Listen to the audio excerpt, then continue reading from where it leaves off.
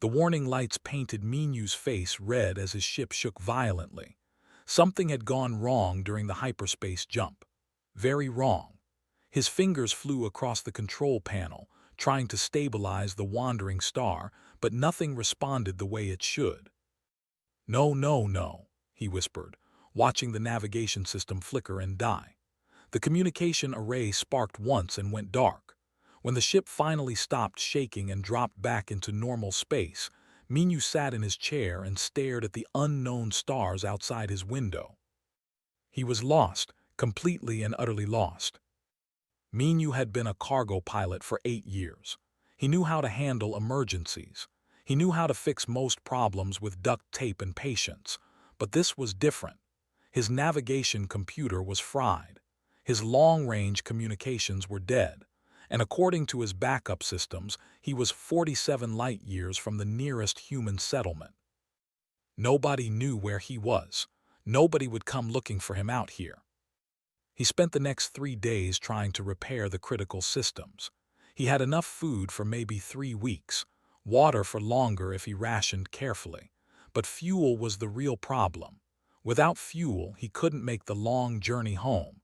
And without navigation, he didn't even know which direction home was.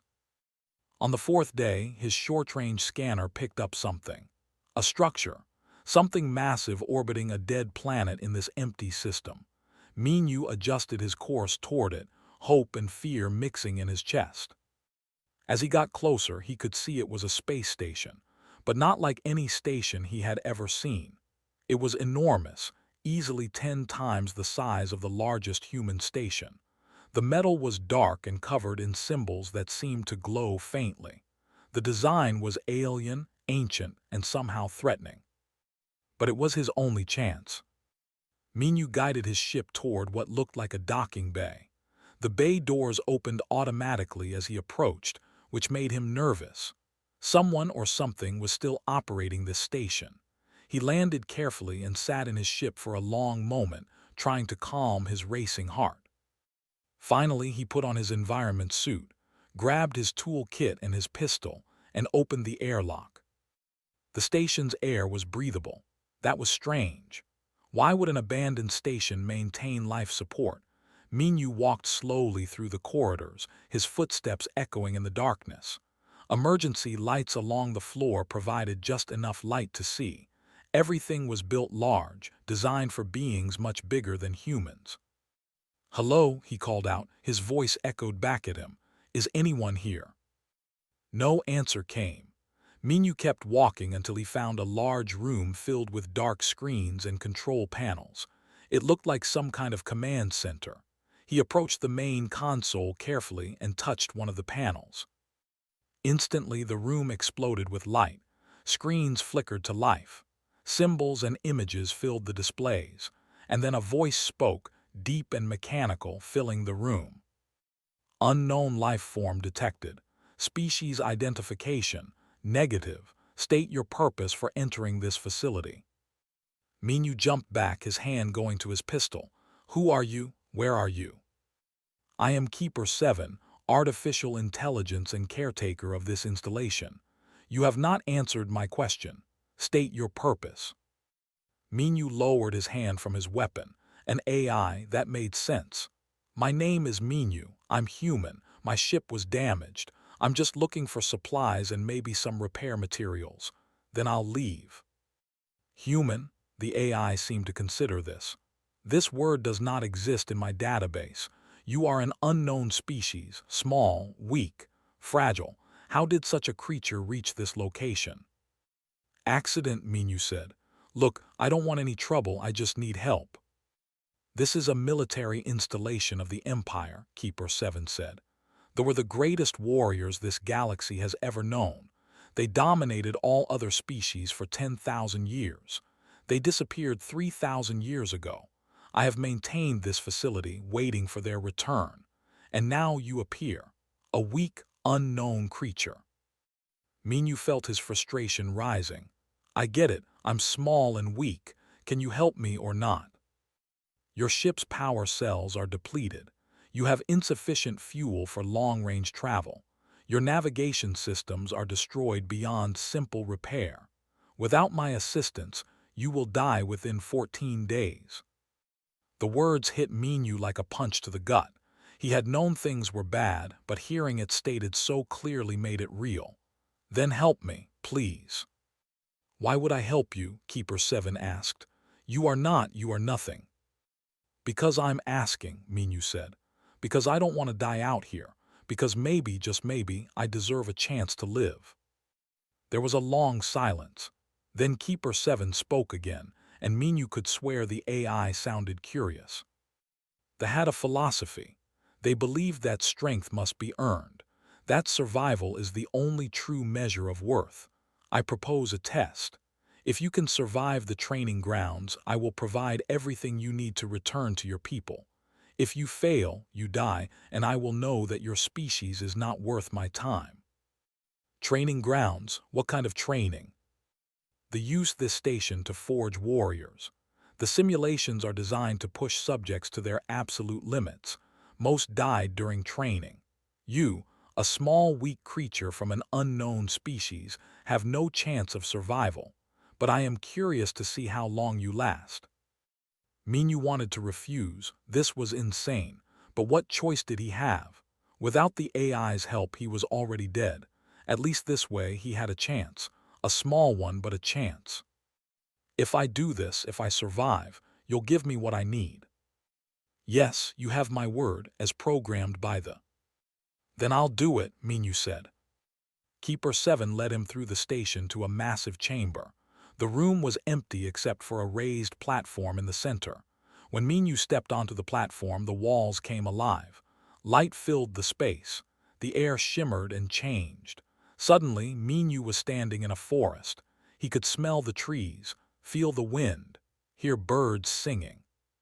This is holographic technology far beyond anything your species possesses, Keeper 7 explained.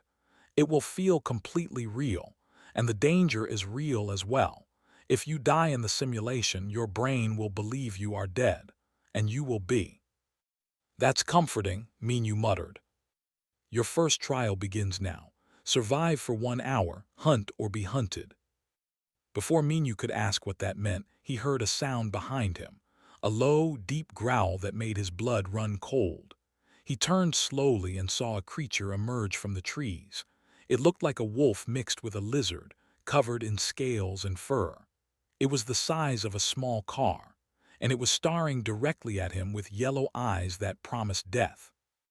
Minyu ran. The creature chased him through the forest. Its claws tore through the earth as it bounded after him. Minyu could hear it getting closer. His lungs burned. His legs ached. He wasn't a soldier. He wasn't a fighter. He was just a cargo pilot who was about to die. He tripped over a root and fell hard. The creature leaped toward him, claws extended. In pure panic, Minyu grabbed a rock from the ground and threw it as hard as he could. The rock hit the creature in the face. It yelped and stumbled. Minyu scrambled to his feet and ran again. He grabbed a heavy branch from the ground as he ran. When the creature came at him again, he swung the branch with everything he had. It connected with the creature's skull with a solid crack. The creature fell. Minyu didn't wait to see if it would get up. He ran until the forest disappeared and he was back in the empty chamber, gasping for breath. 32 minutes, Keeper 7 said. You failed to survive the full hour. You failed to kill your opponent. You ran like prey, pathetic. Minyu bent over, hands on his knees, trying to catch his breath. I'm still alive. Barely. Minyu straightened up and looked at the ceiling. I'll do better tomorrow. You will die tomorrow. Maybe, Minyu said, but I'm going to try anyway. The first week was torture. Minyu died 17 times in the simulations. Not really died, but his brain believed it was dying each time. The pain felt real. The fear felt real. And each time the simulation ended just before the killing blow landed, leaving him gasping and shaking on the chamber floor. Keeper 7 watched and commented on every failure. Too slow, too weak. You fight like prey pretending to be a predator. On the 8th day, Minyu didn't enter the training chamber. Instead, he sat in his ship and thought. He was approaching this all wrong. They were bigger and stronger than humans. Their training was designed for creatures with natural weapons, enhanced speed, and superior strength. Minyu had none of those things. So why was he trying to fight like a... That day when he entered the simulation, he did something different. The environment was a rocky canyon. 3 predators hunted him from different directions. Instead of running or fighting, Minyu climbed. He scaled the canyon wall and waited at the top, completely silent. The predators searched below, confused. They couldn't find his scent or hear his movement. When they finally grouped together directly below him, Minyu pushed a large boulder off the edge. It crashed down on top of them, killing 2 instantly. The third ran away in fear. Minyu survived for 3 hours that day. Keeper 7 was silent when the simulation ended. Then the AI spoke, and something in its voice had changed. That was not how it would fight. "I'm not," Minyu replied, breathing hard. "I'm human, and humans fight smart." "Explain." Minyu sat down on the chamber floor. "Are strong, I'm weak. Are fast, I'm slow, but I can think. I can plan. I can use the environment. I can turn my weaknesses into advantages if I'm clever enough." "Interesting," Keeper 7 said. "Continue." Over the following weeks, Minyu developed his own fighting style. He learned to set traps using rope and branches. He learned to ambush from above or behind, never engaging in direct combat unless absolutely necessary. He studied each type of predator in the simulations, learning their habits and weaknesses. If something relied on speed, he funneled it into narrow spaces where speed didn't matter. If something relied on strength, he attacked from range or from above where it couldn't reach him. If something hunted in packs, he picked them off one at a time, creating fear and confusion. He stopped running away and started hunting. The changes weren't just mental. Minyu's body transformed too. The constant physical stress stripped away every ounce of unnecessary weight. His muscles became lean and efficient. His reflexes sharpened. He learned to move silently, to control his breathing, to remain perfectly still for hours while waiting for the right moment to strike. Keeper 7 gave him access to the medical bay. The technology was incredible. It healed broken bones in hours instead of weeks. It repaired torn muscles overnight. It kept Minyu alive through injuries that would have killed him otherwise. "Why are you helping me now?" Minyu asked one day while the medical systems worked on his cracked ribs. "You are beginning to understand the way," Keeper 7 replied. "Not through strength, but through adaptation. They conquered the galaxy not because they were born superior, but because they learned to adapt to any challenge. You are doing the same. It would be wasteful to let you die now." Months passed. Minyu lost track of how long he had been on the station. Days blurred together in an endless cycle of training, healing, and learning. He stopped thinking about home. He stopped thinking about anything except survival. One day, Keeper 7 presented him with a new type of simulation. "This will be different. You will face intelligent opponents, not mindless predators." The simulation loaded. Minyu found himself in what looked like a ruined city, and then he saw them. Soldiers. They wore advanced armor and carried energy weapons. They moved in formation, professional and coordinated. "These are warriors," Keeper 7 explained. "They are the dominant military force in the current galaxy. They are trained, they are equipped, they are dangerous. There are 12 of them. They know you are here and they are hunting you." Minyu watched from a rooftop as the soldiers spread out below. He counted their numbers, observed their tactics, identified their leader. Then he started planning. The first soldier died without seeing Minyu. A piece of debris dropped from above, crushing the soldier's helmet. The others immediately went on alert, scanning the area, but they looked at ground level. They didn't think to look up. Minyu moved across the rooftops like a ghost. He picked his moments carefully. When one soldier separated from the group to investigate a noise, Minyu dropped down behind him and struck with a metal pipe. When two soldiers entered a building, he sealed the exits and filled the room with smoke from burning materials, forcing them out where he could deal with them one at a time. He used the urban environment as his weapon. He created distractions with falling objects. He funneled the soldiers into kill zones. He turned their own tactics against them, using their training to predict where they would go and what they would do. The leader realized what was happening too late. His soldiers weren't hunting a target. They were being hunted. By the time he understood this, only 3 soldiers remained.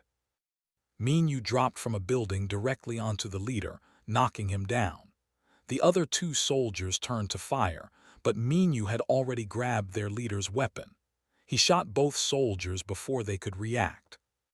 The leader tried to stand, but Minyu put his foot on the soldier's chest, pinning him down. For a moment, they stared at each other. Then Minyu raised the weapon.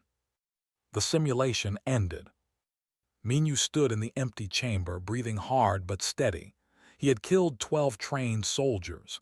He had hunted the hunters. Keeper 7 was silent for a long time. When the AI finally spoke, there was something new in its voice: respect. You fought with precision, with patience, with intelligence. You turned every disadvantage into an advantage. You made warriors fear you. The AI paused. They would have been proud to call you one of their own. The chamber doors opened, revealing a section of the station Minyu had never seen before. Come, you have earned the right to claim your inheritance. Minyu followed the lights to an armory. Inside were weapons and equipment beyond anything he had imagined. Keeper 7 guided him to a suit of armor that seemed to shimmer in the light. This is adaptive armor. It will bond with your neural patterns, protect you, and enhance your natural abilities without making you dependent on it. Minyu touched the armor, and it flowed onto his body like liquid metal, forming a perfect fit. It felt light but incredibly strong. Next came a weapon. This plasma rifle was designed for hunters. It adjusts to your grip and fighting style automatically. But the greatest gift was a small data chip. The Hunter's Codex, information on every known species in the galaxy, their biology, psychology, weaknesses, and strengths. With this knowledge, you can hunt anything. Minyu held the chip carefully. Thank you. Do not thank me yet, Keeper 7 said. While you trained, I monitored communications from the galaxy. Your species is under attack. The Empire has deemed humans unsuitable for integration. They are systematically destroying human colonies. Minyu felt ice flood through his veins. What? Your people are dying. The question is, human, what will you do? Minyu looked at the armor on his body, the weapon in his hands, and the knowledge chip he now possessed. He thought of every human colony, every person who was facing death right now. I'm going to save them, he said quietly, and I'm going to show them what happens when they hunt humans. Space felt different when Minyu left the station. He was different. The wandering star's engines hummed with new power, upgraded by technology. The journey that should have taken weeks now took only days, but every hour felt too long. Keeper 7 had given him access to intercepted communications. Human colonies were sending distress signals across multiple systems. They weren't just attacking military targets. They were burning farms, destroying research stations, killing civilians. They called it cleansing the galaxy of inferior species. Minyu listened to the desperate pleas for help and felt rage burn in his chest. These were families, children, people just trying to live their lives, and they were murdering them for no reason except arrogance. He had to choose which colony to help first. The decision made him sick. He couldn't save everyone, but he could save someone. New Haven Colony appeared on his scanners. 4,000 people trapped on the surface. 3 warships circling overhead, slowly destroying the colony's defenses. The distress signal said they had maybe 10 hours left before the shields failed completely. Minyu set course for New Haven. When he arrived, he stayed far enough out that the sensors wouldn't immediately detect him. The stealth technology made his small ship nearly invisible. He studied the three warships carefully, analyzing their formations and patrol patterns. They were massive. Each one could destroy a city with a single bombardment. Their weapons were advanced. Their shields were strong. A direct attack would be suicide. Good thing Minyu didn't believe in direct attacks anymore. He reviewed the codex information on. They were proud warriors with a strict hierarchy. They believed themselves superior to all other species. This arrogance was their weakness. They wouldn't expect a real threat from a primitive human. Minyu targeted the smallest warship and began his approach. He used debris from destroyed satellites as cover, drifting closer with his engines on minimal power. They never noticed him until he was right next to their hull. He attached his ship to a maintenance hatch and put on his armor. The armor's life support system allowed him to survive in the vacuum of space. He opened the hatch with tools from the station and slipped inside the ship. The interior was massive, designed for beings much larger than humans. Minyu moved through the ventilation system, following a mental map from the codex. He knew exactly where the critical systems were located. The reactor room had two guards. They stood at attention, bored and relaxed. Why wouldn't they be? They were on a powerful warship killing defenseless humans. They never expected danger. Minyu dropped from the ceiling vent behind them. His plasma rifle fired twice, silent shots that dropped both guards before they could raise an alarm. He dragged their bodies into a corner and accessed the reactor controls. He didn't destroy the reactor. That would kill everyone on the ship, and Minyu wasn't a murderer. Instead, he set it to slowly overload. In 15 minutes, the ship would have to shut down all weapons and shields to prevent an explosion. Then he accessed the ship's communication system and started talking. "Attention warship. This is the human you're trying to kill. I'm currently inside your vessel.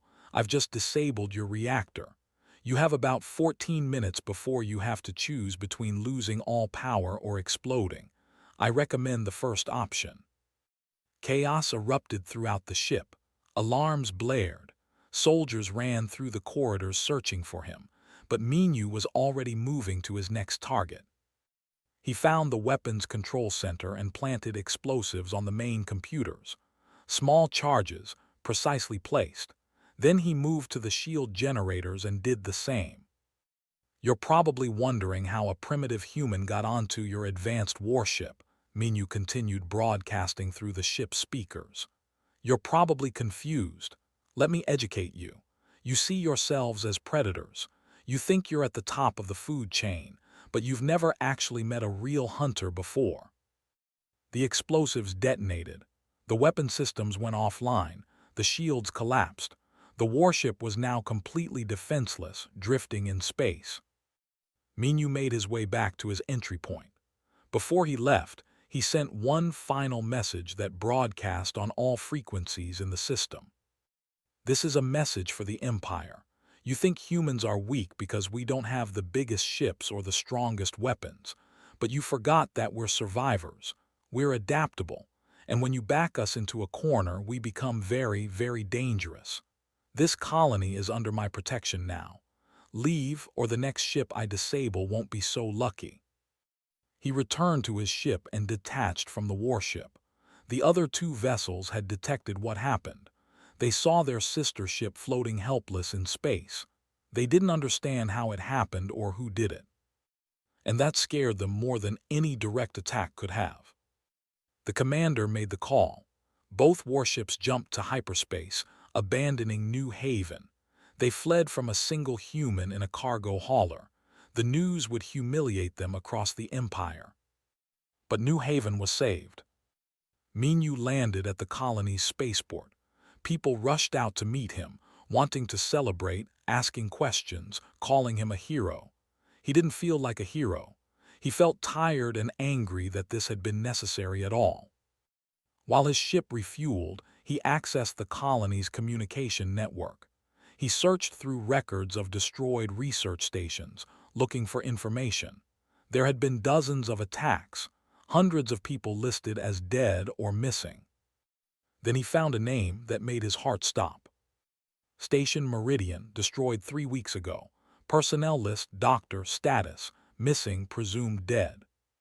His sister, Minyu's hands shook as he read the report, had been working on medical research, trying to develop better treatments for radiation sickness. She wasn't a soldier. She wasn't a threat to anyone.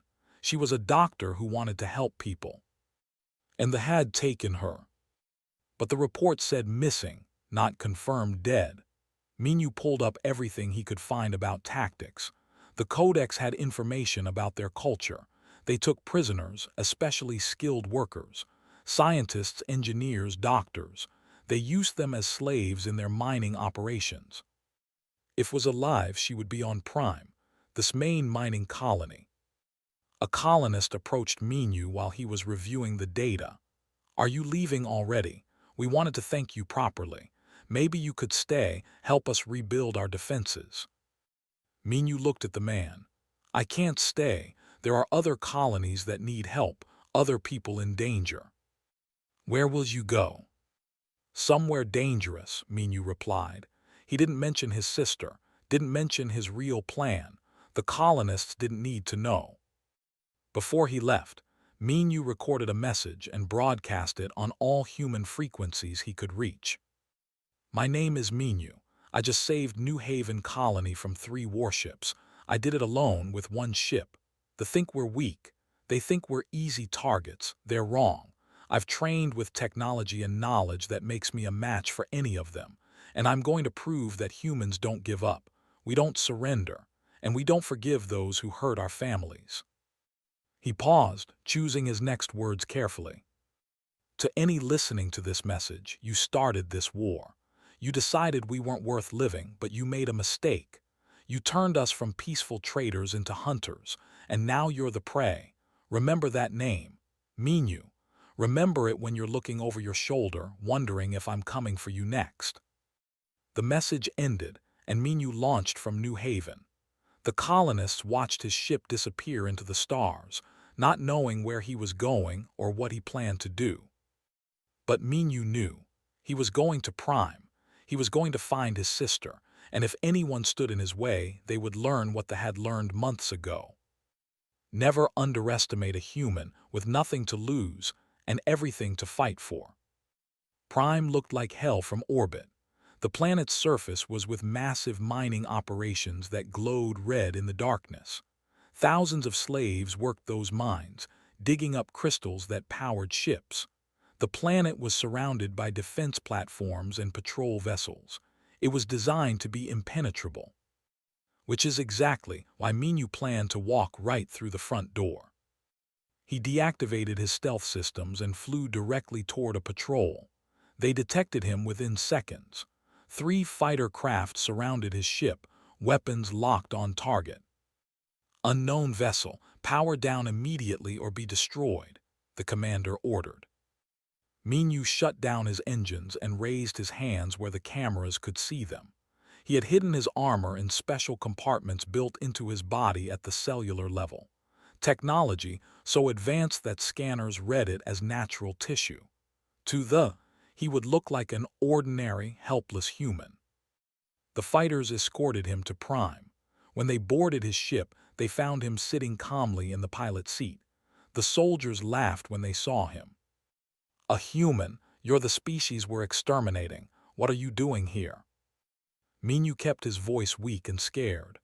"I was running, trying to escape. Please, I got lost. I didn't mean to come here." The commander smiled, showing sharp teeth. "The commanders will enjoy this. A human delivered to us. You'll make a perfect example for the other slaves." They dragged Minyu off his ship and transported him to the surface.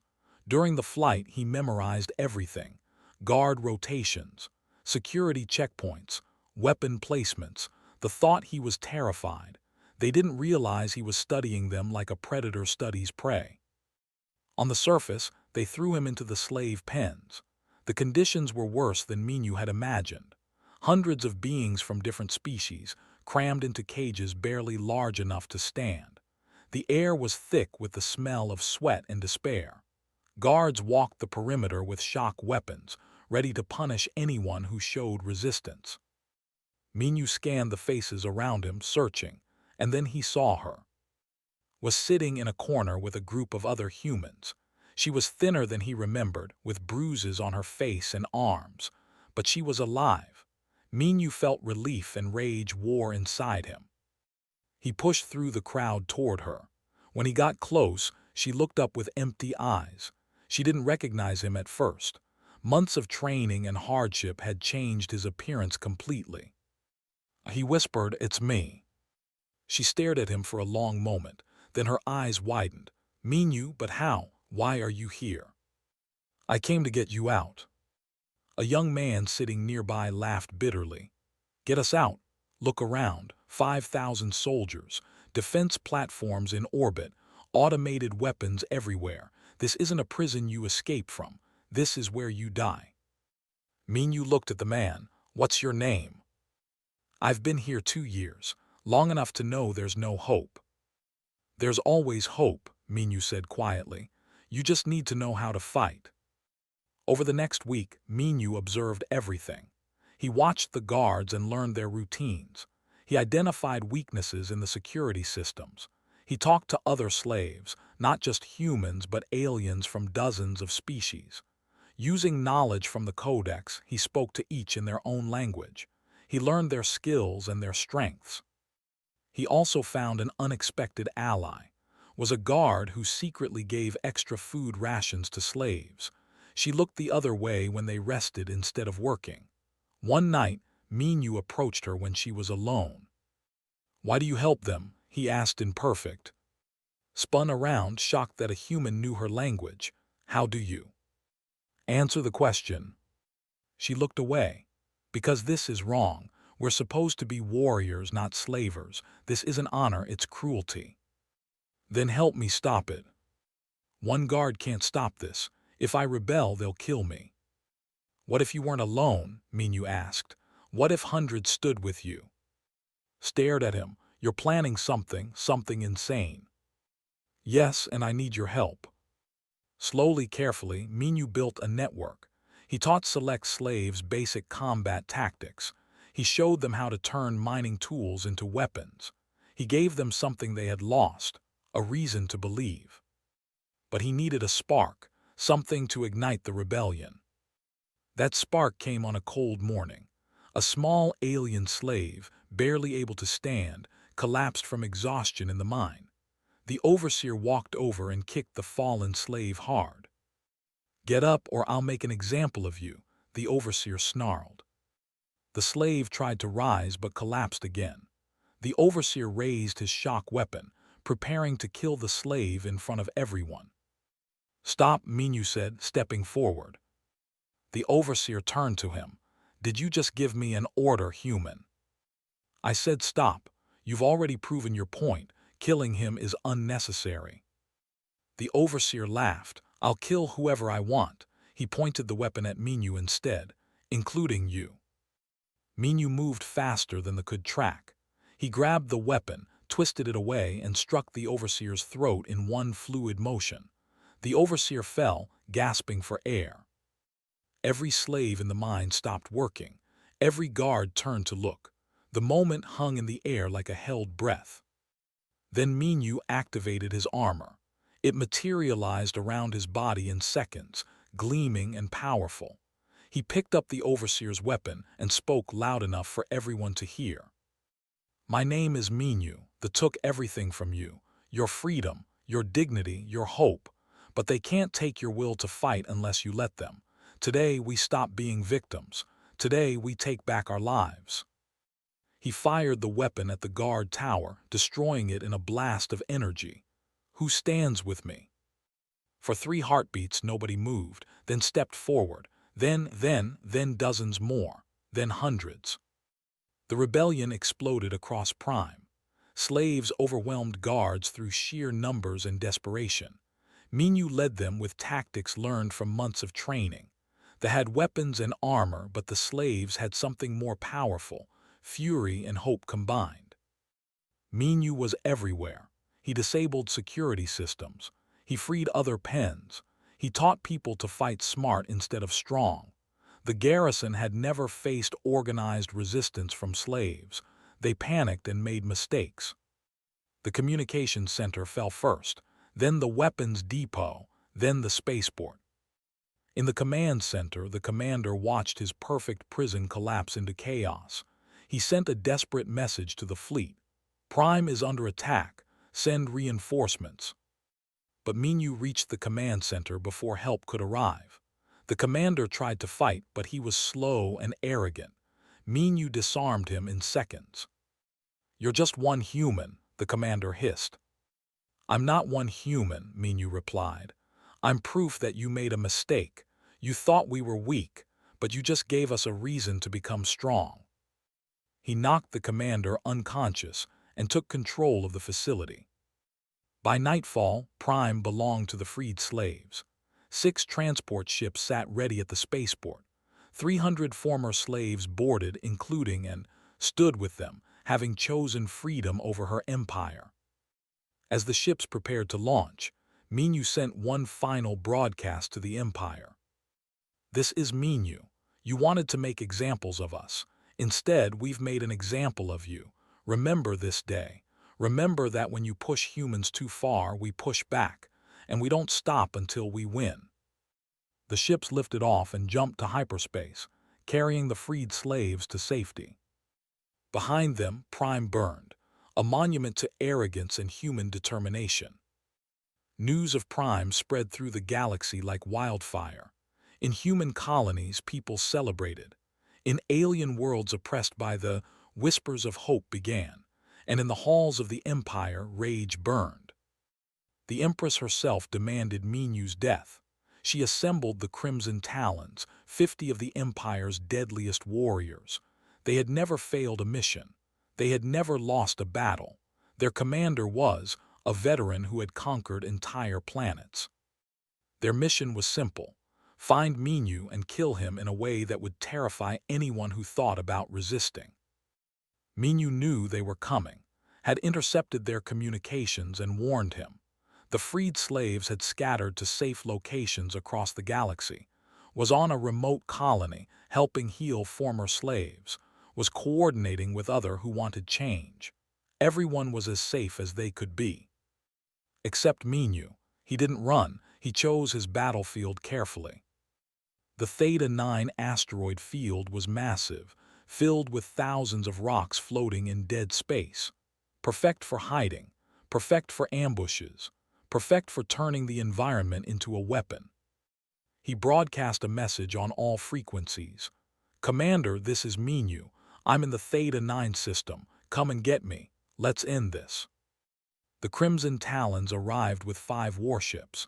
They spread through the asteroid field, scanning for his ship, stood on her command bridge, watching the displays with cold confidence. "One human hiding in rocks," she said to her crew. "We'll find him quickly and make his death last for days." But Minu wasn't hiding, he was hunting. He had spent 3 days preparing. Explosives planted on key asteroids, false signals to confuse their scanners, drones built from salvaged parts that mimicked his ship's signature. By the time the Talons arrived, the battlefield was already his. The first warship entered a cluster of asteroids. Minu triggered the explosives. The asteroids shattered, sending massive chunks of rock crashing into the ship's hull. The shields held, but the ship was damaged and forced to retreat. Growled in frustration, "Clever, but tricks won't save you." She sent 20 fighters into the field to flush him out. The fighters spread through the asteroids, searching with advanced sensors. Minu activated his drones. On the scanners, it looked like his ship was in 5 different locations at once. The fighters chased false signals, wasting fuel and time. While they hunted ghosts, Minu hunted them. His ship was small and maneuverable. He struck from unexpected angles, disabling fighter engines with precise plasma fire, then disappearing before the others could respond. One by one, the fighters went dark. Watched her forces being picked apart. She felt something unfamiliar, doubt. This human didn't fight with honor or glory.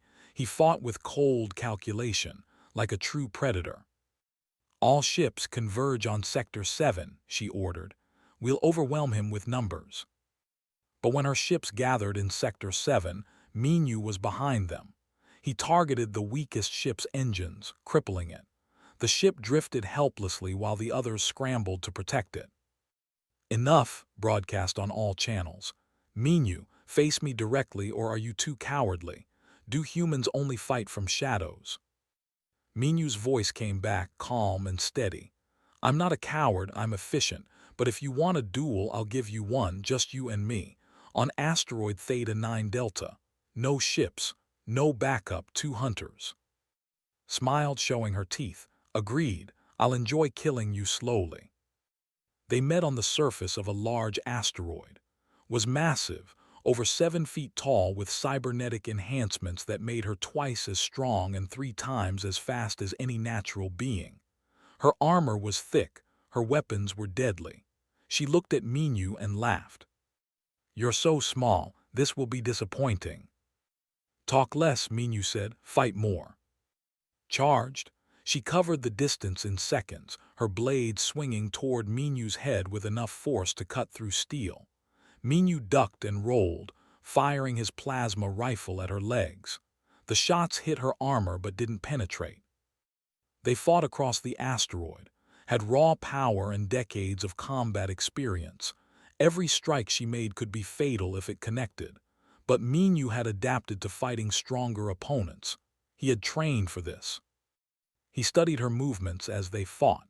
Her cybernetic left arm was slightly slower than her right. She favored direct attacks over defensive moves. She was used to overwhelming enemies with strength and speed. So Minyu stopped trying to match her strength. He targeted her weak points. When she charged, he moved sideways and struck at her slower left side. When she raised her weapon, he went low and attacked her knee joints. He turned the fight into a puzzle, finding solutions with each exchange. Grew frustrated. "Stop running, fight me properly." "I'm not a warrior," Minyu said, dodging another massive swing. "I'm a hunter, and your prey who doesn't know it yet." He saw his opening, overextended on a powerful strike, leaving her side exposed. Minyu fired 3 quick shots at the same spot on her armor. The first 2 weakened it. The third punched through, stumbled, wounded. She dropped her weapon and charged with her bare hands, cybernetic fingers reaching for his throat. Minyu activated an electromagnetic pulse from his armor. The pulse fried cybernetics instantly. Her enhanced strength vanished. Now they were equals. No enhancements, no tricks, just 2 fighters in a final struggle. Minyu's months of training gave him the edge. He was faster, more efficient. He got behind and locked her in a chokehold. "Yield," he said quietly. Struggled, but her strength was gone. Finally, she tapped his arm in surrender. Minyu released her and stepped back. He picked up his rifle and aimed it at her head. The entire galaxy was watching through hacked camera feeds. This moment would define everything. "Your empire sent you to kill me," Minyu said, "to terrorize everyone who might resist, but I want you to deliver a different message." He lowered his weapon. "Humanity doesn't want war. We want peace. We want to live without fear. But if you force us to fight, we will, and we'll win. Not because we're stronger than you, because we're smarter, we adapt, we survive, we hunt." He extended his hand to help up. She stared at him in shock. "You're letting me live." "I'm showing you mercy. Something your empire forgot how to give. Go back to your empress.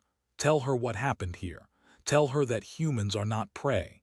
Tell her that if she continues this war, we'll hunt every single one of you until you learn respect." Took his hand and stood. She looked at Minyu with new understanding. "You had every right to kill me." "Yes, but what would that prove? That I can kill? Your empire already knows that. What they need to learn is that we can choose not to. That's what separates us from monsters." The message reached every corner of the galaxy.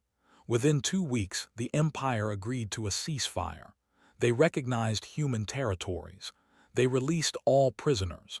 Other species saw what happened and began resisting their oppressors too. Minyu returned to human space quietly. He refused celebrations and honors. He just wanted to see his sister. He found at a medical facility, still helping former slaves recover. When she saw him, she ran and hugged him tight. "You changed everything." "I just showed people what was possible," Minyu said softly. Opened a training academy, teaching humans the tactics Minyu had learned. Worked as an ambassador, building bridges between species. The galaxy was changing, slowly but surely. Minyu stood on the bridge of the wandering star, looking at the stars. Keeper Seven's voice echoed in his neural implant one last time. "You honored the human. You proved that true strength isn't power. It's the will to survive and the wisdom to show mercy. The galaxy needed this lesson." "Thank you for teaching me," Minyu replied. "No, thank you for showing me that humanity deserves its place among the stars. The would have been proud." Minyu smiled slightly and set course for home. The hunt was over. Humanity had earned respect not through fear, but through determination and mercy. And the legend of the hunter would remind the galaxy forever: never underestimate those who fight not for conquest, but for the right to simply exist. The stars stretched out before him, no longer filled with enemies, but with possibilities.